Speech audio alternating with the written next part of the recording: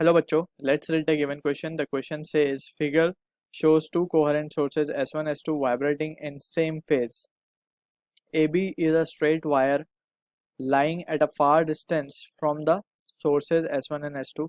Let lambda by d is equals to 10 raised to minus 3 and angle BOA is 0.12 degree. How many bright spots will be seen on the wire including point A and B? सो यहाँ पे question हमें given है कि we are interested in finding the number of bright spots और we can say ये जो case है ये है हमारा केस कंस्ट्रक्टिव इंटरफेरेंस का जहाँ पे हमें ब्राइट पॉइंट्स मिलते हैं. So we need to understand the key concept over here as it is the case of Young's double slit experiment. Double slit experiment alright, जहाँ पे हमने पाथ डिफरेंस निकाला था that is path difference is y D upon capital D.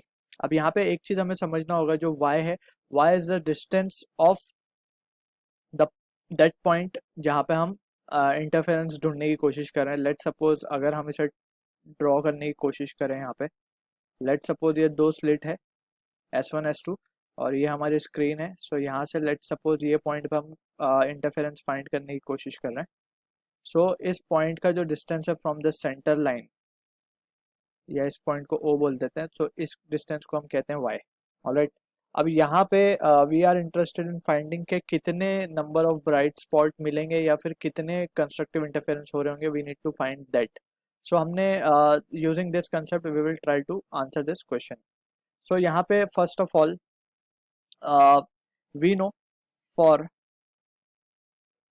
Constructive interference हम कहें या फिर for bright point भी बोल सकते हैं. फॉर कंस्ट्रक्टिव इंटरफेरेंस, जब कंस्ट्रक्टिव इंटरफेरेंस होगा तब ब्राइट पॉइंट आएंगे. हमें पता है जो पार्ट डिफरेंस होगा वो should be integral multiple of lambda. Alright, so ये कंडीशन होती है जहाँ पे हमें पार्ट डिफरेंस अगर लैम्डा का मल्टीपल आ रहा है दैट मीन्स वो सारे पॉइंट्स हमें क्या मिलेंगे, ब्राइट मिलेंगे. So as per the given question हमारे पास जो है पॉइंट ए और बी गिवन है जो कि ऑलरेडी ब्राइट है, इट इज बिन गिवन. सो यहाँ पे और ये कुछ एंगल सबटेंड कर रहे हैं एट पॉइंट ओ. ऑलराइट, ये पॉइंट हमारा ए है, दिस पॉइंट इज बी. सो यहाँ पे अगर हम सेंटर लाइन से देखें, सो ये above angle will be 0.06 degree और सिमिलरली ये नीचे वाला एंगल भी 0.06 डिग्री हो जाएगा क्योंकि 0.12 डिग्री द होल गिवन है.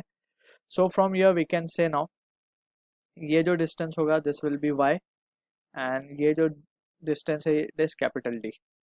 नाउ यहाँ पे और ये स्लिट का जो डिस्टेंस होता है वो होता है small d. Alright, so from here we can now calculate the value of n, that is number of bright spots. So उसके लिए हमें क्या करना होगा, we need to understand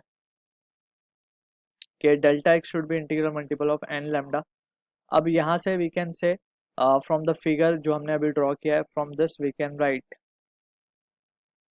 कि since हमें given है कि जो wire है ये काफ़ी दूरी पे lie कर रहा है, that means that will indicate that, और ये वायर यहाँ पे स्क्रीन की तरह बिहेव कर रहा होगा, that is the screen distance of capital D से हम रिप्रेजेंट करते हैं.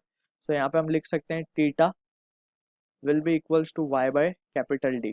ऑलराइट, सो यहाँ से we can say this will imply that y by D की जगह हम थीटा लिख सकते हैं. So from here if you substitute the relation over here, so we can say delta x will be equals to